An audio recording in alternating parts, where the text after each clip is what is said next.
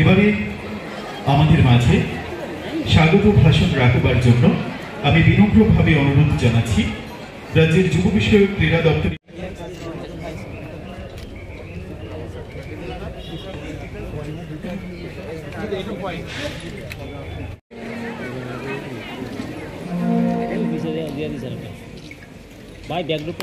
প্রদীপ প্রজ্বলন করে আমাদের আজকের এই আয়োজনের পর্যায়ে যুব উৎসবের আয়োজন করেছি।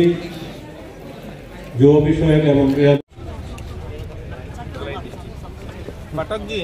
এটা কিন্তু প্রধানমন্ত্রীজি গত বছর বা এর আগের বছর বদলে দিয়েছেন। তিনি বলছেন এই যুব উৎসবের মাধ্যমে আমরা যুবদেরকে যেন আত্মনির্ভর মানসিকতা গড়ে তুলতে পারি, তার জন্য আমাদের একটা প্রয়াস। গত বছর প্রধানমন্ত্রীজি, এটা স্বাধীনতার পর প্রথম কোনো প্রধানমন্ত্রী এই যুবদের সঙ্গে সকাল থেকে একদম সন্ধ্যা অবধি পুরো দিন একসঙ্গে কাটিয়েছেন এবং তাদের কাছ থেকে পরামর্শ নিয়েছেন যে এই বিকশিত ভারতের যে কল্পনা সেটা কি স্বরূপ কি হবে।